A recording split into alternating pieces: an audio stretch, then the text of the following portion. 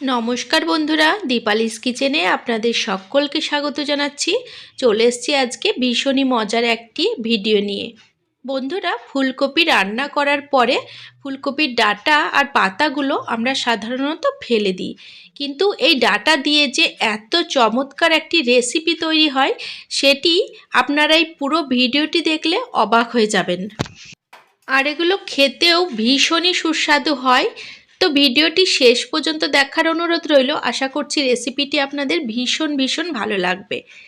আর এই ভিডিওটি দেখার পরে আপনাদের আর কোনো দিনও ফুলকপির ডাঁটা ফেলে দিতে মন চাইবে না।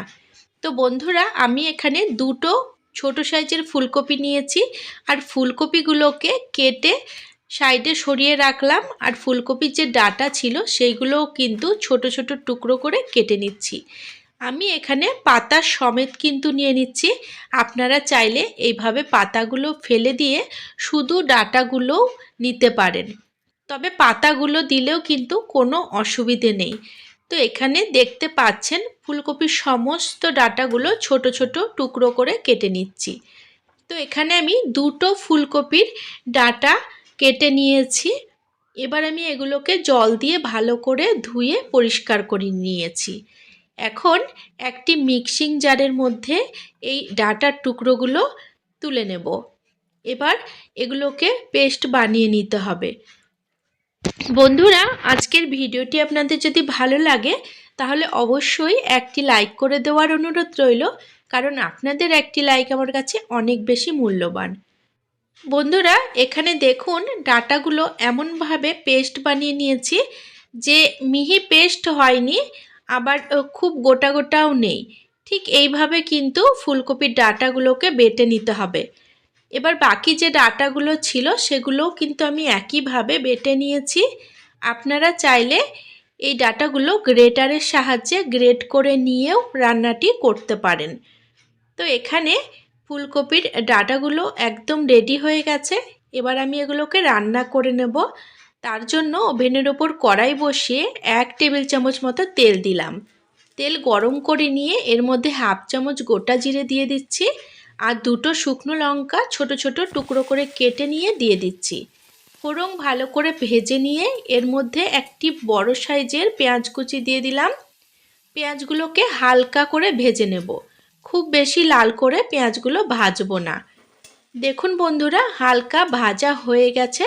এখন আমি এর মধ্যে 1 চামচ আদা আর রসুন বাটা দিয়ে দিচ্ছি। আমি কিন্তু আদা আর রসুন একসাথে বেটে রেখেছিলাম। তো আদা আর রসুনের কাঁচা গন্ধ চলে যাওয়া পর্যন্ত এটিকে ভেজে নিতে হবে। তো 1 মিনিট মতো নাড়াচাড়া করে ভেজে নিয়েছি।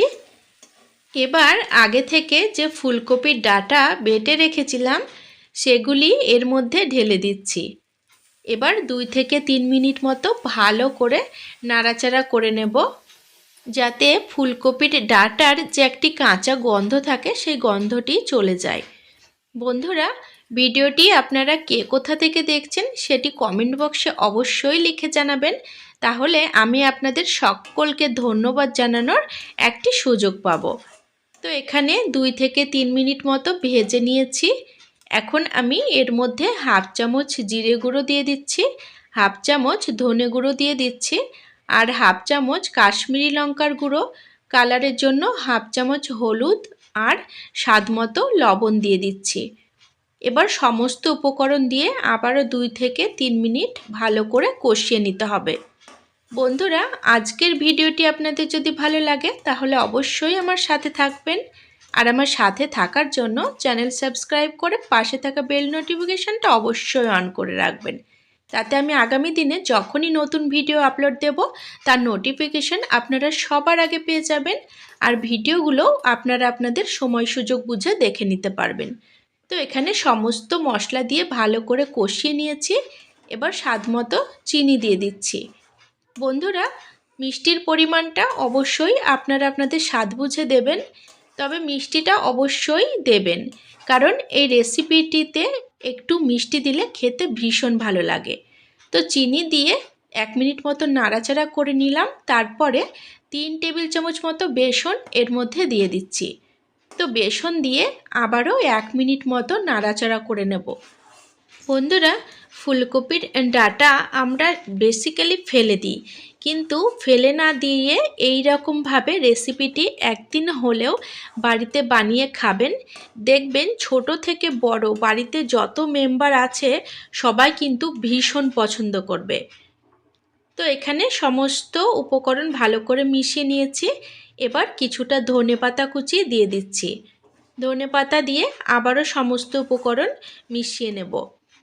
বন্ধুরা, এই রেসিপিটি আপনারা গরম ভাতের সাথে খেতে পারেন, দুর্দান্ত লাগে।